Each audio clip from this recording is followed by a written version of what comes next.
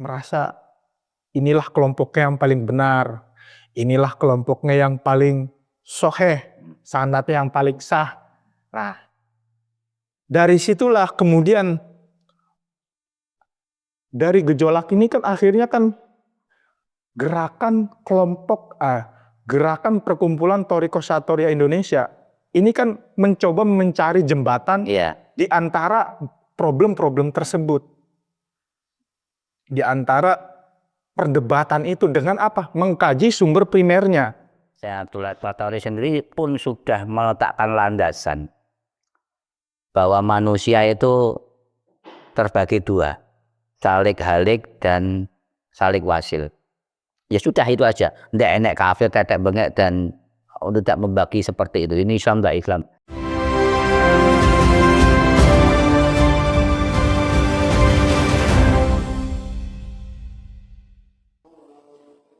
Assalamualaikum warahmatullahi wabarakatuh. Waalaikumsalam. Bismillahirrahmanirrahim. Alhamdulillahirabbil alamin. Wa bihi nasta'inu ala umurid dunya waddin. Wassalatu wassalamu ala asrofil anbiya wal mursalin wa ala alihi wa sahbihi ajmain. Amma ba'd. Pada para sahabat sekalian, terutama pecinta akun Thoriqoh Syatoria Mataraman, pada malam hari ini kita bertemu kembali dalam acara podcast yang diadakan oleh Thoriqoh Syatoria Indonesia. Pada malam hari ini kita akan berbincang dengan salah satu anak muda.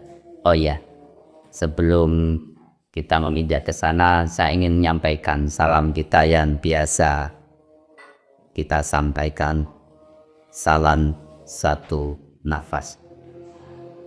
Terima kasih. Pada malam hari ini kita akan berbincang dengan salah satu anak. Ini anak muda yang sangat potensial. Tidak usah tegang. Tidak usah tegang. Anak muda yang sangat potensial. Satu, dia seorang konten kreator. Dua, dia pemain musik, memainkan alat musik gambus ala Arab.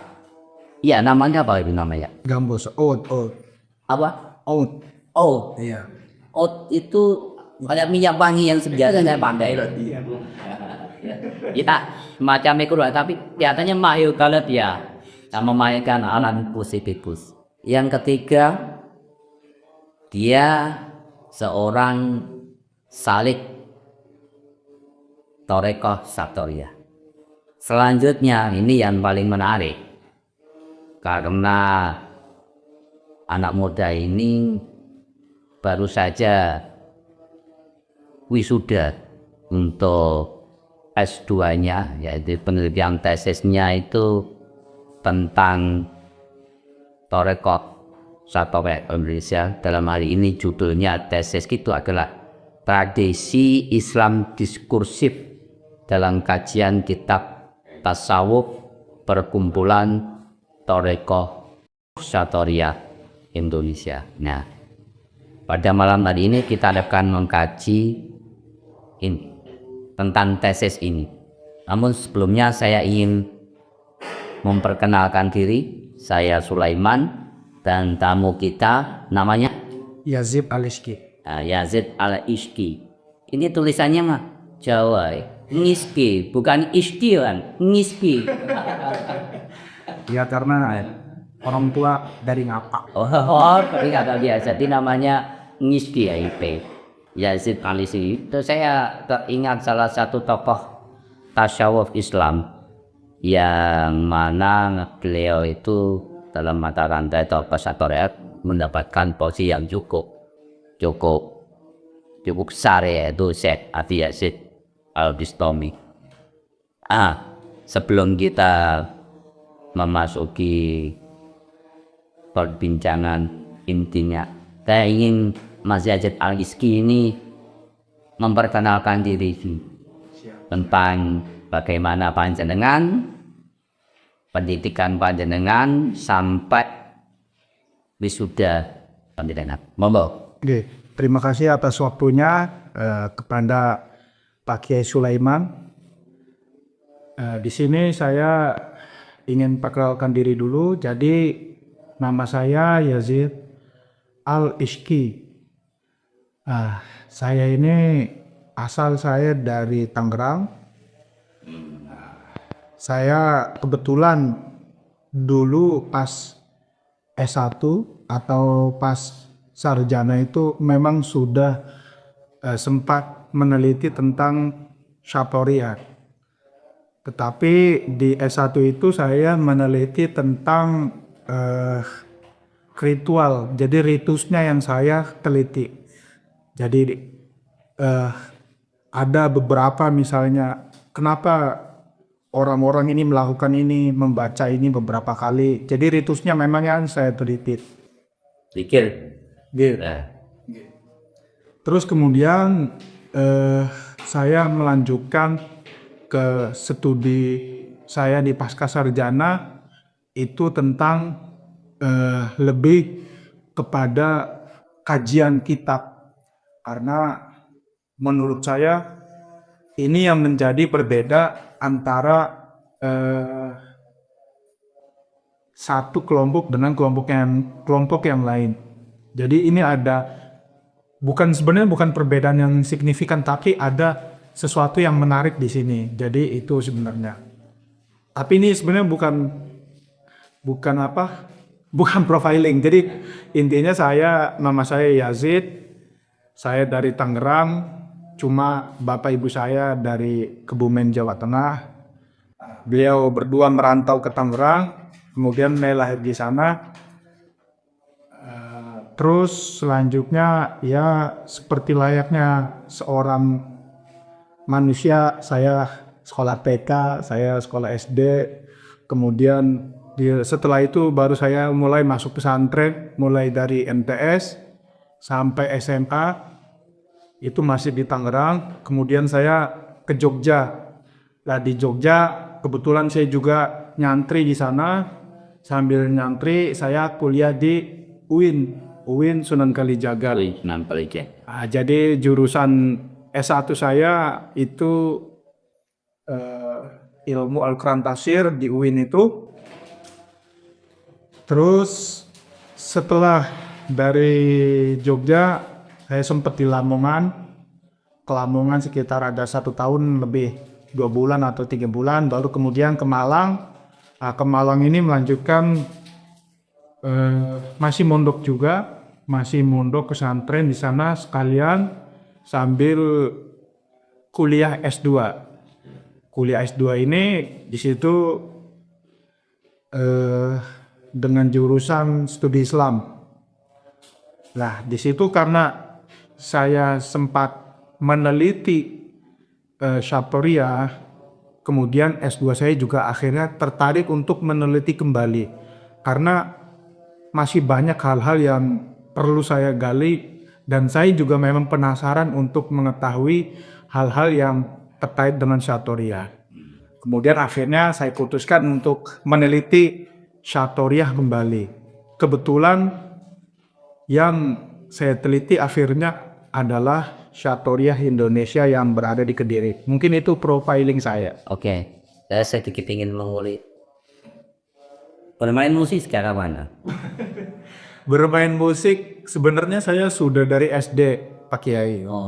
Jadi dari SD, kalau dulu di SD itu ada karawitan namanya, cuma kan lebih kayak gamelan ya. Iya. Karawitan itu Sunda. Iya.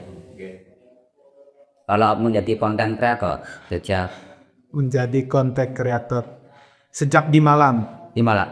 Ya kebetulan kakak kelas saya di pondok itu dia itu YouTuber.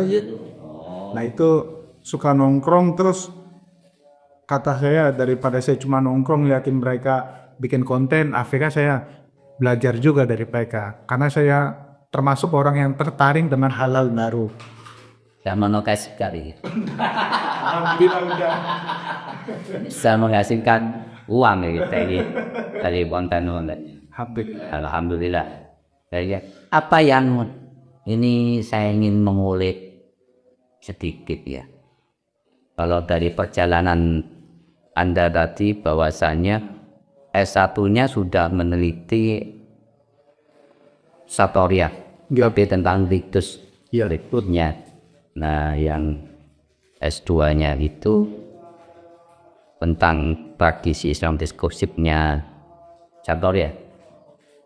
Arahan apa yang mendasari panjenengan itu meneliti dalam hal ini terkhusus ke Sartoria Indonesia. Toreko Sartorensia? Sebenarnya sedikit saya sampaikan bahwa Toreko Sartorensia ini satu perkumpulan yang sudah berbadan hukum yang berpusat di Kediri. Nah, itu apa alasan Anda kok tertarik meneliti Toreko Sartoria Indonesia dalam hal ini untuk kelanjutan pendidikan panjenengan dalam hal ini adalah tesis? Oke, terima kasih Pak Dey atas pertanyaannya. Jadi ini sebenarnya agak panjang ya. Jadi dimulai memang dari basis keluarga saya. Keluarga saya memang dari jalur ibu saya itu, mbah-mbah saya memang pengamat Sartoria. Oh, milih ya. Jadi memang mbah saya kebetulan adalah seorang mursyid, terus berganti-ganti sampai akhirnya ada Pak Ade saya, terus kemudian terakhir ini adalah paman saya. Nah, jadi ketika paman saya itu menjadi mursyid, beliau itu memerintahkan lah bahasanya untuk sekalian meneliti Torekoh di situ, Sartoria di situ. Nah, kemudian kan saya juga berpikir ini apa yang mau diteliti. Itu yang di Kebumen. Jadi dari keluarga ibu saya yang ada di Kebumen. Nah, terus kemudian akhirnya saya karena memang di situ kan yang kelihatan itu kan ritusnya, jadi ritualnya. Nah, jadi dari situ mulai saya akhirnya memutuskan untuk meneliti ritus di Sartoria yang ada di Kebumen. Cuma pada waktu itu memang saya juga belum berbaiat sekitar tahun 2018 itu.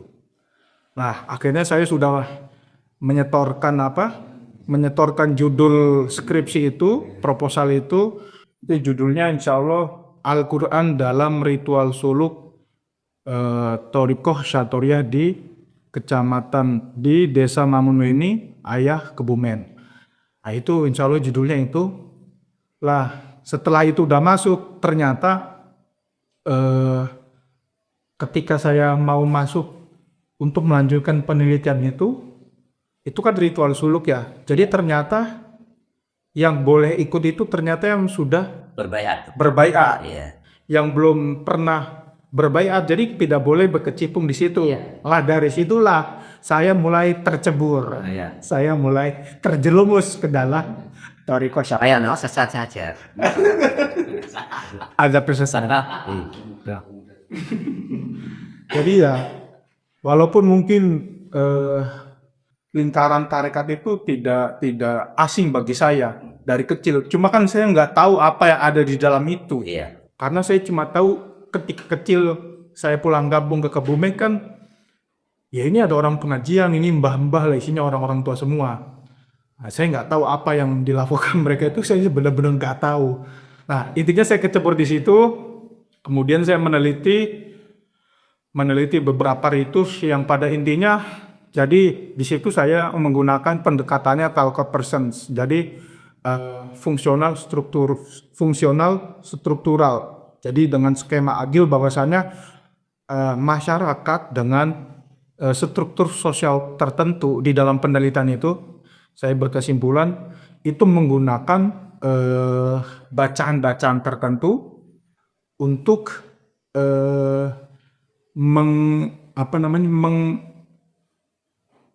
menyuarakan mengekspresikan hasrat spiritualnya, karena struktur masyarakat katakan sosial dengan ekonomi menengah ke bawah, mereka tidak bisa mengekspresikan hasrat kekayaan, hasrat kepuasaan. Dari itu yang bisa mereka ekspresikan adalah hasrat spiritual. Lah disitulah akhirnya kelompok-kelompok tarekat itu bisa mewakili apa yang mau mereka ekspresikan. Jadi misalnya membaca surat Al-Waqiah Iya. itu supaya kaya, atau Al-Mulk atau Al-Ikhlas supaya selamat dari siksa kubur dan semacamnya. Itu kan itu hal-hal seperti itu yang sebenarnya banyak dilakukan oleh masyarakat kita, dan ini juga bukan faktor bahwasanya mereka itu menjalani sesuatu yang tanpa dasar. Dasarnya ya paling bisa memungkinkan kita bilang ya karena ada faktor lain Nah, di dalam kehidupan mereka, faktor ekonomi dan lain-lain. jadi ini saya ingin tahu ini, Kak, saya agak tertarik. Ekspresi spiritual ini di dalam tradisi tarekat, terlebih khusus Satariyah, mengamalkan surat-surat tertentu itu menurut penilaian Anda pribadi ataukah saya melihatnya secara umum begitu? Jadi saya di situ emang melakukan wawancara Pak Kiai. Oh, ya. Per orang itu saya tanyain. Jadi ya itu ada bapak-bapak, ibu-ibu, mbah-mbah itu saya tanyain, termasuk paman saya yang jadi mursyid, terus adiknya mamang saya itu saya wawancarain. Jadi memang itu sebenarnya udah menjadi kayak sebenarnya budaya atau kebiasaan yang itu turun temurun, itu diwarisi. Jadi ayat ini dibaca fadilahnya ini, surat-surat dibaca fadilahnya ini, dan memang juga berdasarkan beberapa literatur yang ada. Oke, itu sekarang kita lanjut lagi karena itu tadi berkaitan dengan penelitian kesarjanaan Anda ya, S1-nya kan berlanjut ke S2. Yang saya tanyakan tadi, terlanjutkan alasan Anda melanjutkan penelitian tentang Satoriyah, dan terkhusus dalam hal ini adalah lembaganya adalah Satoriyah Indonesia. Ya, jadi begini Pak Kiai. Setelah 2018 itu 2019 saya selesai nulis skripsi selesai.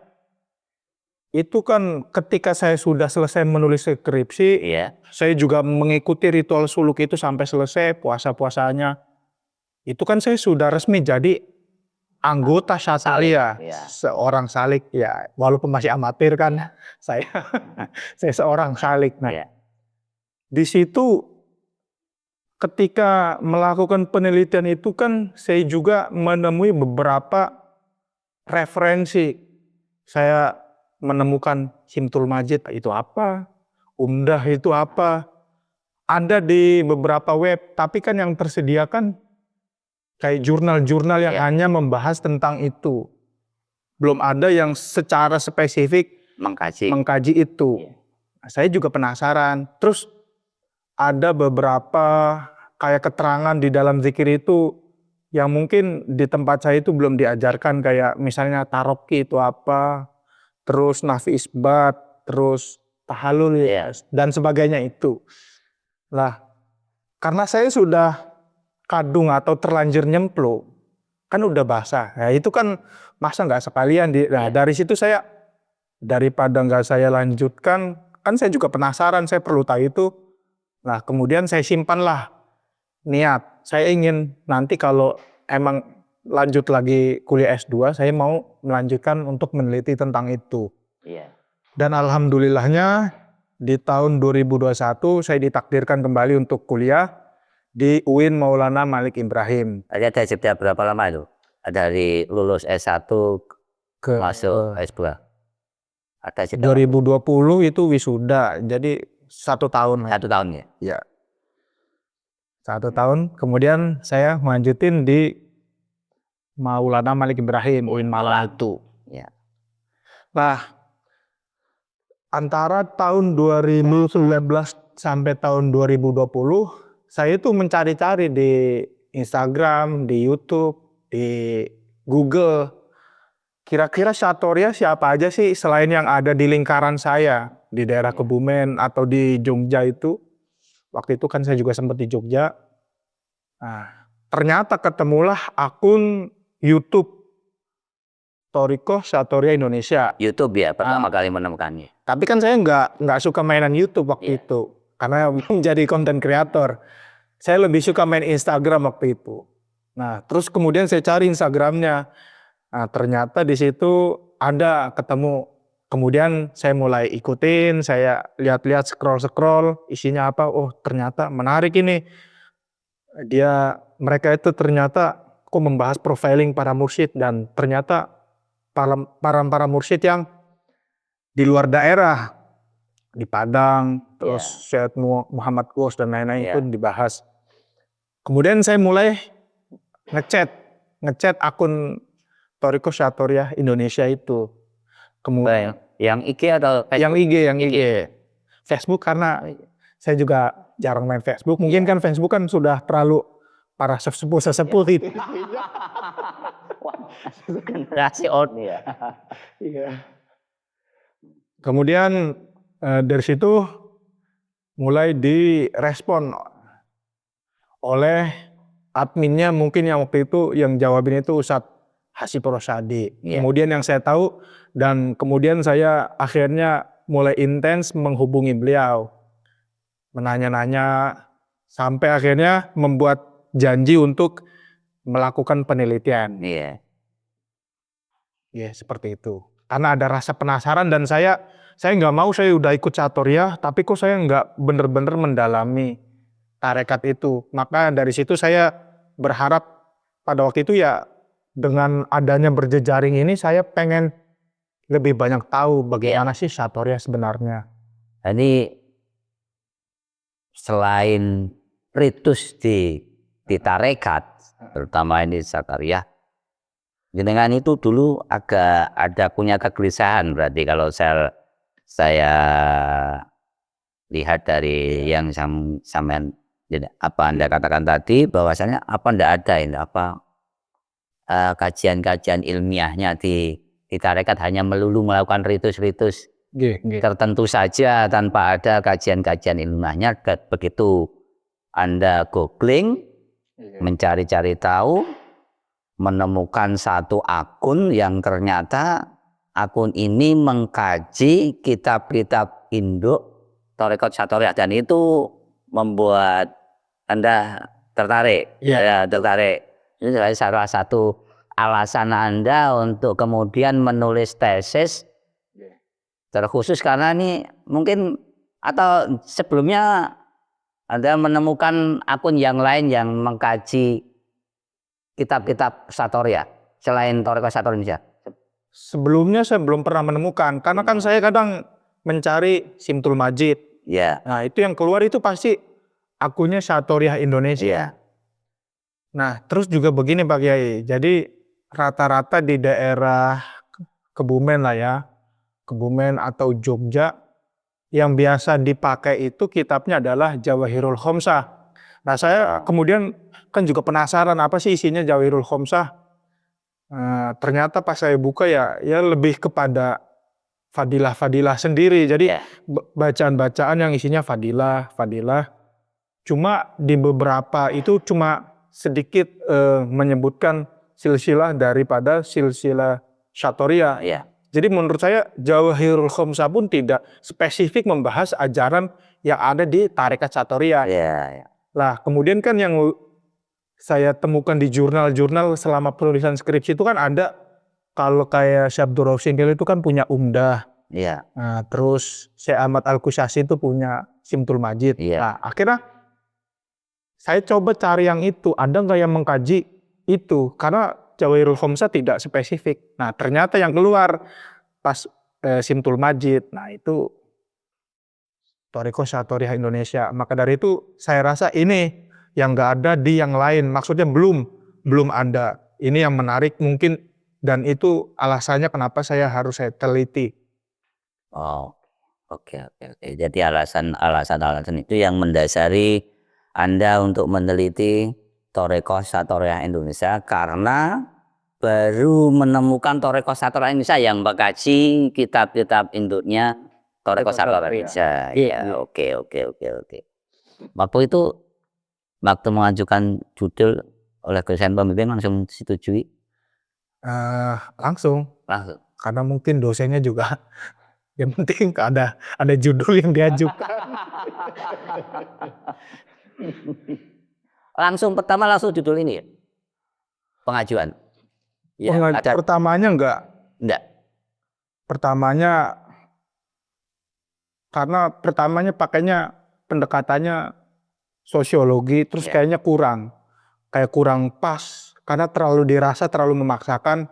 Nah, waktu itu saya juga bingung akhirnya ini mau diganti apa ya, dan teorinya kan akhirnya ganti-ganti. Iya. Ketika saya main ke Jogja, kemudian ketemu sama teman saya yang lagi kuliah di UGM, pakai ini aja nih, pakai antropologi Islam. Ini pakai teorinya Talal Asad. Iya. Mungkin para sahabat bisa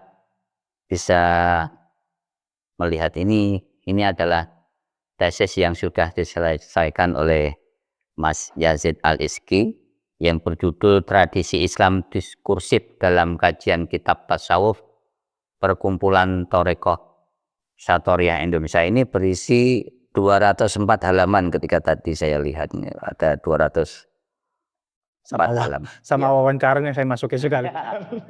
Jadi nanti sahabat-sahabat kalau mau filenya bisa di deskripsi, bisa diunduh nanti disertakan filenya di deskripsi. Oke. Mengenai isi ini ya, bisa Mas Yazid ceritakan tentang isi sebelum masuk ke situ. Sebelum masuk ke situ, ini proses awal ketika Anda mau meneliti atau menulis tesis ini, kan tadi DM dulu. Akun Instagramnya Toreko Satorya Indonesia. Bagaimana tanggapan admin waktu itu? Waktu itu sangat welcome sekali. Iya. Terus saya bisa membaca, oh ternyata ini yang mengelola ini masih bisa mengerti minat anak muda ya. Dan sangat responsif sekali waktu itu, saya apresiasi sekali terhadap Pak Hasib. Iya. Ustadz Hasib. Nah, kemudian saya mulai chat-chatan WA dan akhirnya mulai berkunjung ke sini untuk melihat langsung apakah horor, apakah aliran tarekat ini seperti tarekat-tarekat lain. Ya agak harus tertib, harus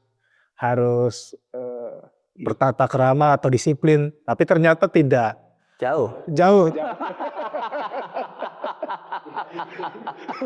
sekali dari melakukan tarekat dia yang penuh tata krama. Ternyata welcome dengan siapapun, dengan siapapun maksudnya. Dan satu hal lagi, tadinya Anda melihat bahwa tarekat itu identik dengan orang tua. Ketika jenengan ke sini, anak muda semua.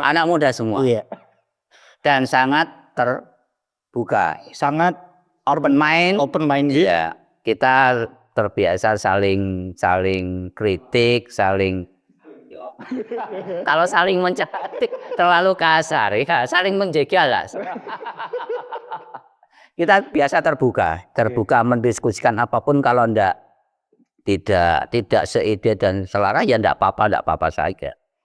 Seperti kemarin ketika kita berdiskusi ada perbedaan pendapat, itu hal yang biasa. Jadi kesan pertama waktu kesini sangat menggoda untuk diteliti. Ya itu loh. Semoga kita ini menjadi hal yang luar biasa. Oke. Sekarang kita menginjak isi dari, tadi sudah disebutkan judulnya, tapi kita belum tahu. Dan sahabat-sahabat semua juga belum tahu isinya itu apa, isi dari tesis Mas Yazid Al-Iski. Oke, terima kasih Pak Kiai.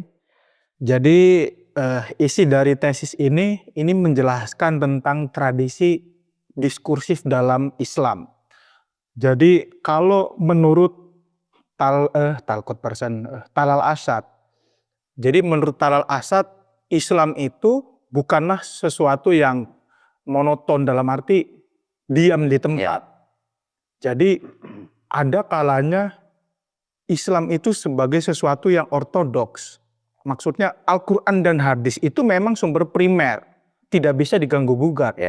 Tapi pada kenyataannya juga Al-Quran dan hadis ini pun harus ditafsiri ulang. Karena apa yang kita hadapi hari ini itu sangat berbeda dengan apa yang zaman Nabi hadapi.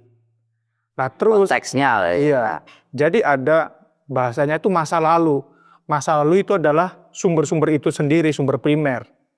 Terus ada yang namanya masa sekarang. Masa sekarang ini, ajaran ini, Islam ini pasti menghadapi gejolak. Entah itu gejolak secara hukum, terus kebutuhan masyarakat terhadap hukum yang sebenarnya harusnya lentur kan.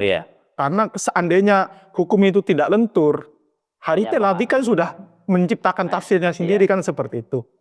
Nah kemudian disitulah kemudian terjadi negosiasi antara para cendekiawan muslim atau para ulama untuk menafsirkan ulang. Jadi menjadi sebuah hukum atau cara pandang hidup yang baru dalam melihat Islam. Nah, kemudian hal ini juga menurut Talal Asad ini mempunyai jangkar kepada masa depan. Nah, adanya negosiasi antara masa lalu, masa sekarang ini kan nanti punya jangkar ke masa depan. Nah, ini gunanya untuk ini, untuk itu. Nah, terus yang paling sangat mempengaruhi dari itu semua, baik masa lalu, masa sekarang, atau masa depan, itu ada yang namanya power. Jadi ada pertarungan otoritas di sini yang kemudian melahirkan inovasi-inovasi ini. Jadi itu yang dimaksud tradisi Islam diskursif. Nah, kenapa mengkaji atau meneliti Syariah Indonesia sebagai tradisi Islam diskursif? Nah, karena adanya kajian ini kan tidak bisa kita lepaskan dari berbagai macam pergolakan yang telah dilakukan oleh para pendiri atau pencetus dari Syariah Indonesia. Apa buktinya? Buktinya, karena saya sudah nanya satu-satu. Mulai dari Pak Kiai Sulaiman, terus Ustadz Hasib Rosadi, Ustadz Hanifat Poni, Mas Bedowi, dan lain-lain. Mas Supriyadi. Lah, di situ kan para pelaku-pelaku tarekat ini, mereka mengalami gejolak yang sama. Yang itu akhirnya mulai memunculkan gerakan sampai kemudian muncul Thariqah Syariah Indonesia ini, sampai akhirnya ada kajian kitab Thariqah Syariah Indonesia ini, yang mana mengkaji kitab-kitab sumber primer Thariqah Syariah Indonesia. Mengkaji kitab-kitab primer yang ditulis oleh mursyid-mursyid otoritatif dalam tarekat Syariah. Terus. Iya, karena ini berkaitan dengan isi. Dengan masih berbicara tentang tadi ya, apa pendapat para pakar dan hasil wawancara. Kalau ceritakan tentang isinya. Nah, dimulai pertama kali itu ini hasil penelitian ini. Jadi Syariah Indonesia ini awal mulanya dari pertemuan di 2016 G. Pertemuan di Magetan. Betul. Itu yang salah satunya diinisiasi oleh Kiai Kuswandi, Muhammad Yauddin Kuswandi, Muhammad Yauddin Kuswandi, terus Kiai Nurul Islam, terus Kiai Nurwarji, Kiai Curiko Guritno, dengan beberapa mursyid yang lain lah. Dari situ kan mulai ada spirit para mursyid atau para pelaku ini itu menjalin silaturahmi. Karena mungkin di antara mereka terjadi kegelisahan lah, Ya. misalnya kegelisahan. Mungkin ditafsir lainnya terserah. Lah, dari sini mulai kemudian berlanjut dengan pertemuan-pertemuan yang lain. Nah, dari situ mulai akhirnya setelah ada lagi pertemuan di Surabaya, di mana sampai Di Pemalang. di Pemalang, Iya. Kiai Haji Pemalang itu Kiai Aziz. Si Aziz, betul. Iya. Saya masih agak ingat sedikit. Ya. Terus sampai akhirnya mau nggak mau ini harus dibentuk karena terjadi kegelisahan juga Satoriah Indonesia di Indonesia ini, Satoriah Indonesia. Dan yang di sini yang bikin menarik ini ternyata dalam pendirian Satoriah Indonesia ini terjadi hubungan yang menarik atau ya pokoknya unik. Apa itu uniknya? Unik. Karena dalam pendirian Satoriah Indonesia yang mendukung itu tidak hanya para mursyid Satoriah. Oke, mursyid seperti Mbah Darmo. Terus Kiai Nurwarji. Kiai Nurwarji, Ya.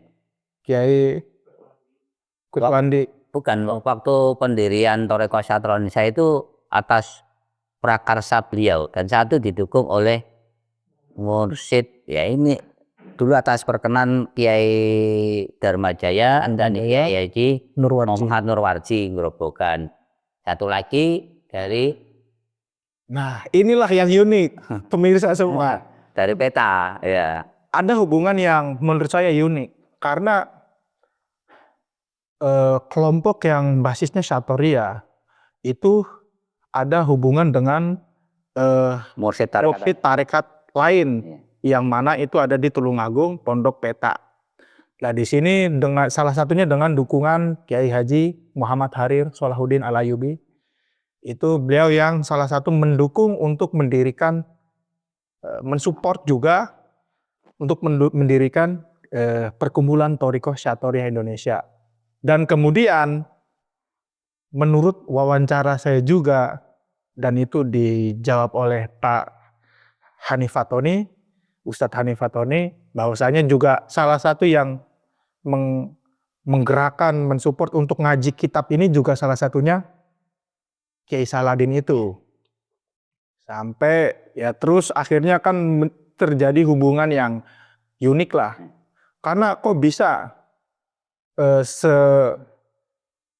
orang yang tarekatnya beda saling mendukung. Semangatnya apa? Ternyata semangat anak muda. Semangat perubahan bahwasanya ya tarekat ini harus dibawa ke jalur yang bisa dinikmati oleh orang banyak. Ya. Maksudnya apa? Ngaji kitab, Ya. ngaji ilmiah. Karena mungkin selama ini tarekat kan terlalu mungkin ya dogmatis, mohon maaf, terlalu mistik, terlalu karoma lah. Ya. Begitu Pak Kiai. Iya. Jadi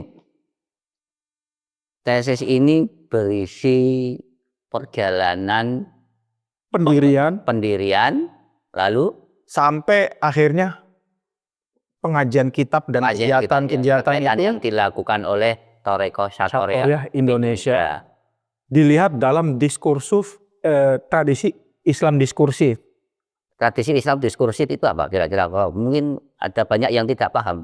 Tradisi Islam diskursif maksudnya seperti apa? Jadi Islam sebagai hukum itu selalu bergerak. Ya. Jadi tidak stagnan, tidak dinamis. Nah, tapi bukan berarti kita itu mengabaikan sumber primer. Jadi tetap sumber primer sebagai pedoman, terus masa sekarang sebagai ranah ijtihad, ranah di mana hukum itu terus diproduksi, terus kepada jangkarnya masa depan agar semua itu bisa dinikmati oleh generasi-generasi setelah kita.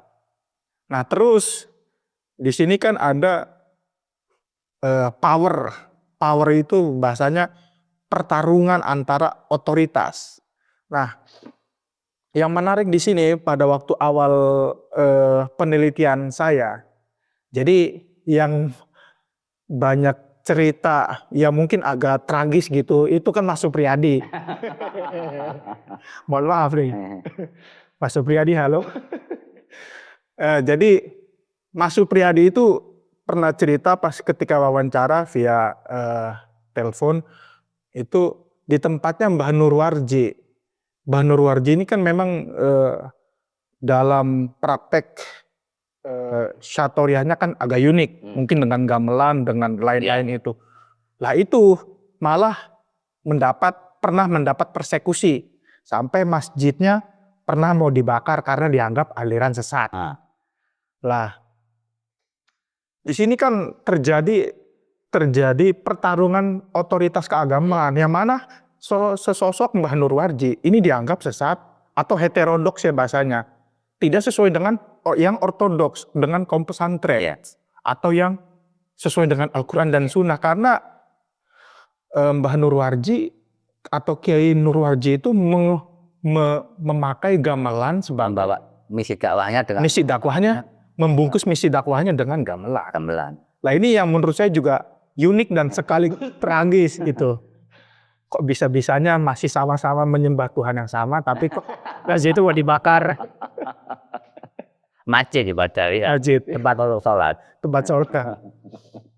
Nah terus juga dari beberapa cerita teman-teman yang lain seperti Ustadz Hasib Rosadi, juga Pak Kiai Sulaiman, Mas Baidowi, terus Ustadz Hanif Fatoni, memang di Syatoriah sendiri itu terjadi eksklusivitas, ada yang seperti itu, walaupun tidak semuanya. Dan itu juga tidak hanya dirasakan oleh mungkin para pelaku Syatoriah yang ada di Jawa Timur, di daerah Kebumen, di daerah manapun seperti itu. Jadi kadang merasa inilah kelompoknya yang paling benar, inilah kelompoknya yang paling soheh, sanadnya yang paling sah. Nah, dari situlah kemudian dari gejolak ini kan akhirnya kan gerakan gerakan perkumpulan Thoriqah Syatoriah Indonesia ini kan mencoba mencari jembatan di antara problem-problem tersebut. Di antara perdebatan itu dengan apa? Mengkaji sumber primernya. Apa sih sumber primer Thariqah Syatoriah? Yaitu ada kitab Simtul Majid, ada Talbihul Masyi karya Syabul Rawsingkel, Umdah Mutajin dan sebagainya. Lah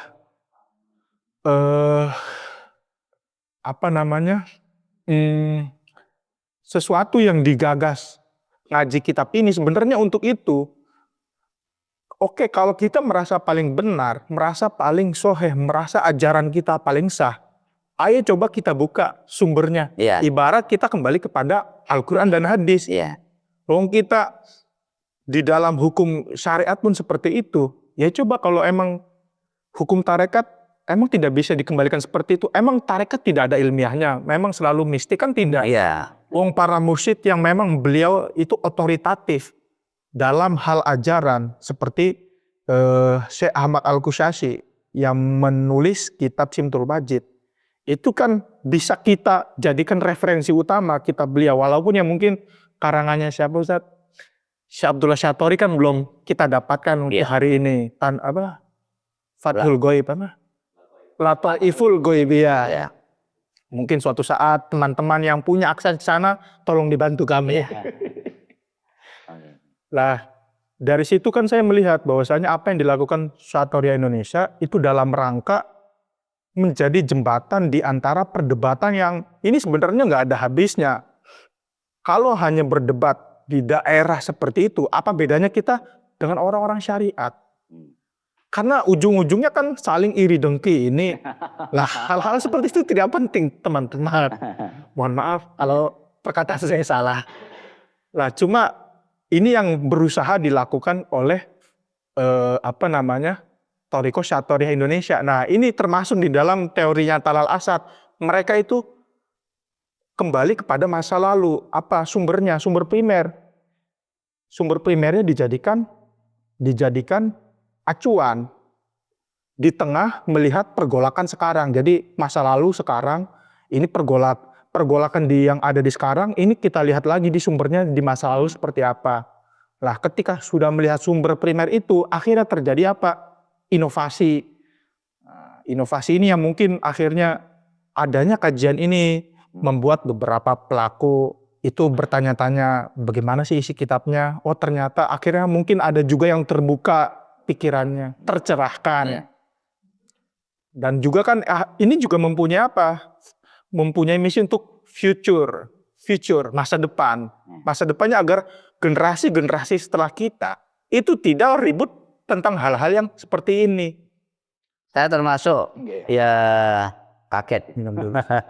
Minum dulu teman-teman. Teringat. Ini mungkin saya ingin minta konfirmasi Pak Gus Kasim. Ini perkataan Syekh Abdullah Satori ya tentang salik halik dan salik wasil. Ya, Syekh Abdullah Satori sendiri pun sudah meletakkan landasan bahwa manusia itu terbagi dua, salik halik dan salik wasil. Ya sudah itu aja. Ndak enek kafir, tetek bengek dan tidak membagi seperti itu. Ini Islam tidak Islam. Jadi orang yang tarekatnya saat ini kita ikuti dan kita laksanakan itu sudah sedemikian modernis dan apa ya sangat terbuka.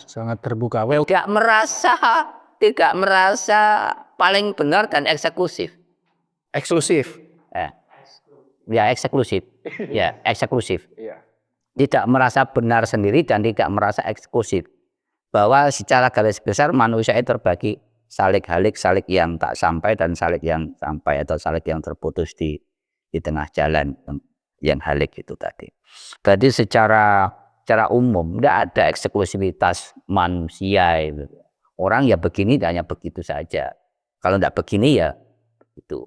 Ini juga termasuk selain kita mengkaji kitab-kitab induk Thoreko Satoriyah,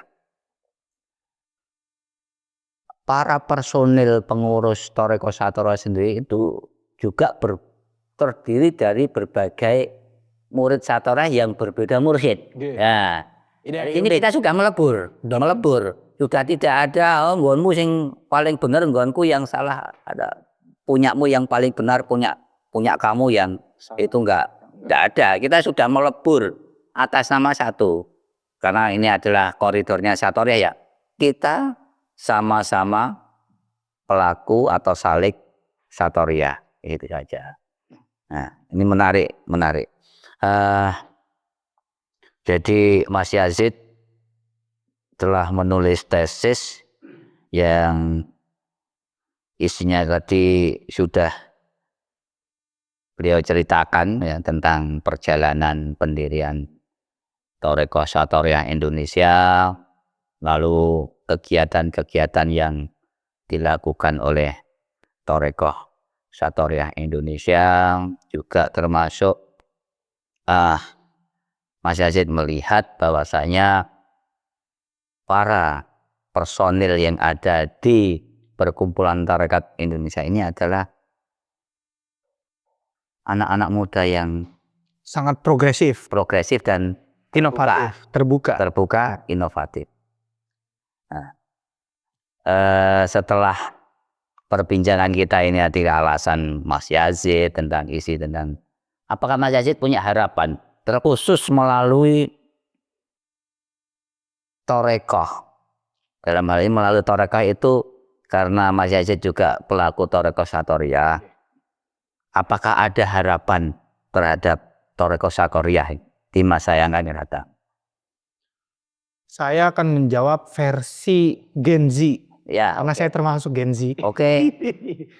Kita dengarkan baik dari manapun sebagai inputan kata. Jadi harapan itu selalu ada. Harapan untuk Satoriyah atau pelaku tarekat atau pelaku tasawuf siapapun itu selalu ada harapan untuk bisa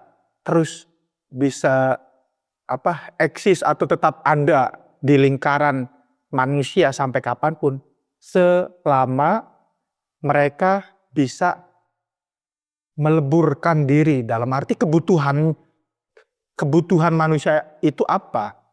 Kenapa tarekat itu sangat tidak disukai oleh anak muda? Ya karena terlalu mungkin menakutkan.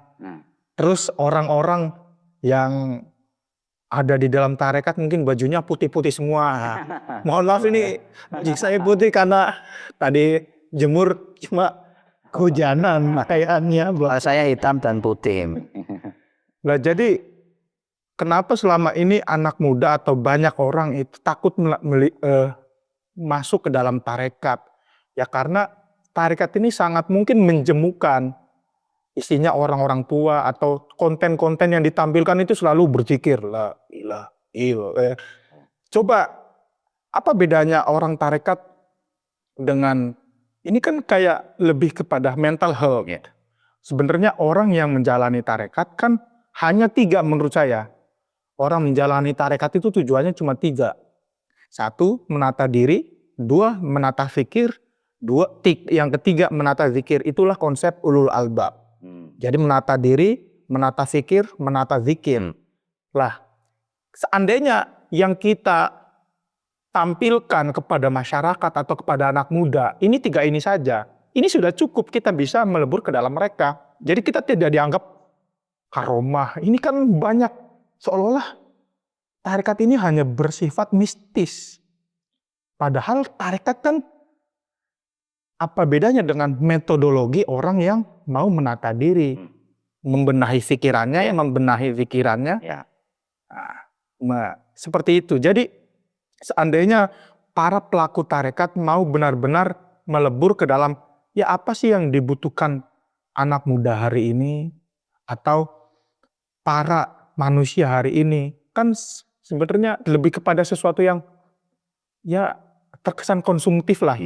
Nah, kita harus bisa menyajikan tentang itu agar wajah tarekat itu tidak hanya bisa diikuti oleh orang tua saja, oleh orang-orang yang mungkin sudah benar-benar suci. Seperti itu, Pak Kiai. Saya melihatnya sekarang ini sudah membaik. Dalam hal membaik itu para pengikut tarekat sudah mulai banyak anak-anak muda. Nah, itu sudah termasuk kemajuan. Kalau dulu seperti ada aturan kalau belum umur 40 tahun itu belum diperbolehkan untuk mengikuti tarekat. Kalau sekarang, kecenderungan sekarang sudah mulai banyak anak-anak muda yang terjun di atau mengikuti tarekat untuk entah mungkin ya ada satu kekosongan jiwa untuk berspiritualnya atau mencari hal-hal yang lain. Tapi ini menurut saya adalah sebuah kemajuan. Ya, jadi saya juga mau agak cerita sedikit ini masalah kekosongan. Ya, mungkin ini pengalaman Mas Yazid sih. Ya. Jadi ketika saya kuliah di Jogja itu memang kan saya mendapat banyak saya mendapat banyak pemikiran, saya belajar banyak pemikiran yang di situ akhirnya mulai agak-agak meragukan Tuhan. Tuhan itu sebenarnya, Tuhan itu apa ada enggak ya? Itu mulai sampai seperti itu.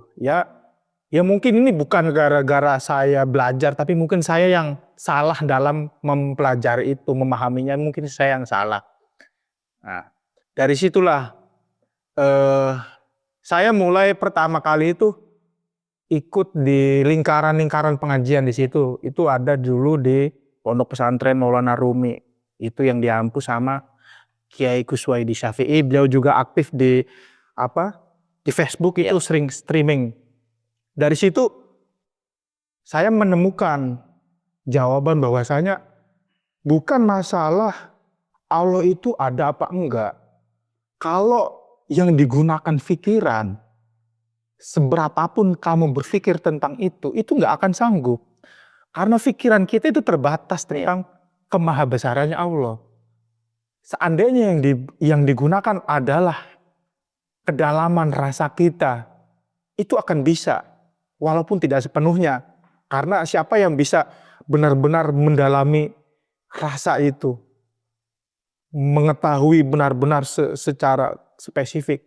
Tapi kehadiran Allah itu bisa dirasakan dengan benar-benar mendalami rasa kita, mendalami jiwa kita. Jangan dipikirkan. Semakin dipikirkan, semakin difilsafati, masakan semakin tidak ketemu, semakin tidak ada, semakin gelap, semakin tidak kelihatan. Dan dari situlah saya mulai tertarik dengan cara pandang sufi atau cara pandang tasawuf. Lah, ditambah kemudian saya makanya juga akhirnya meneliti tarekat Syaturiah itu. Ditambah ada kajian kitab yang diselenggarakan oleh Syaturiah Indonesia. Dan saya ini termasuk orang yang selamat. Karena apa? Karena lettingan saya itu ada yang jadi ateis, ada yang jadi agnostik. Itu gara-gara itu. Jadi saya juga agak bersyukur. Bukan agak bersyukur, saya bersyukur walaupun saya terjerumus, tapi terjerumus ke dalam sesuatu yang alhamdulillah masih diridhoi oleh Allah. Amin. Alhamdulillah. Nah, ini sebagai pamungkas kita ya para sahabat, bahwasanya ini tadi apa yang disampaikan oleh Mas Yazid berkaitan dengan alasan beliau menulis dan terlebih khusus penulisannya itu, penulisan tesisnya itu ke Thorekoh Syaturiah Indonesia. Lalu beliau juga sudah menceritakan tentang isi dari tesisnya, ditambah lagi tadi sedikit pengalaman rohani ya. Pengalaman rohani itu terlalu pengalaman pribadi, pengalaman hidup ya, pengalaman hidup yang bersifat pribadi tentang rasa bagaimana dia itu menemukan kemantapan dari awal keraguan, pernah mengalami keraguan. Ini tadi sebagai penutup pada malam hari ini kira-kira masih ada yang ingin diceritakan atau kita tutup? Ya, kalau masih ada yang mau bercerita ya bisa mampir-mampir ke akun YouTube-nya Syaturiah Indonesia atau ke akun IG-nya, akun saya juga nanti disertakan di deskripsi. Nanti kita bisa tanya-tanya, bisa kepada Pak Kiai Sulaiman, ada Ustadz Hasib Rosadi, ada Ustadz Hanif Fatoni dan teman-teman yang lain. Nanti siap menjawab pertanyaan teman-teman atau apapun kegelisahan yang selama ini teman-teman punya bisa ditanyakan kepada mereka. Jangan takut. Ya, sebagai penutup bahwasanya ini adalah salah satu karya tesis penelitian Mas Yazid tentang Thorekoh Syaturiah Indonesia. Jadi Thorekoh Syaturiah Indonesia itu membuka diri bagi para mahasiswa atau pasca sarjana untuk meneliti Thorekoh Syaturiah Indonesia. Ada satu program kita juga, yaitu digitalisasi manuskrip. Kita sudah banyak mendigitalisasikan manuskrip Thorekoh Syaturiah. Jadi kalau ada mahasiswa ataupun mahasiswa pasca sarjana yang ingin meneliti bisa kepada Thorekoh Syaturiah Indonesia. Kita sangat terbuka dan kita akan sangat senang sekali ketika kita bisa bekerja sama dengan para mahasiswa ataupun mahasiswa pasca sarjana ataupun siapapun orang-orang yang berkepentingan di dalam bidang ilmu pengetahuan untuk menggali lebih dalam tentang manuskrip ataupun tentang Thorekoh Syaturiah. Kita sangat terbuka. Itu saja sebagai closing statement saya. Kalau dari Mas Yazid, saya tidak ingin beliau berclosing statement, karena biarkan dia itu terus berstatement, baik melalui perkataan, tindakan, perbuatan ataupun ya. Dari kita podcast kita, perbincangan kita pada malam hari ini kita cukupkan sekian. Kurang lebihnya mohon maaf, dan Anda dapat mengambil sebuah mungkin sebuah sedikit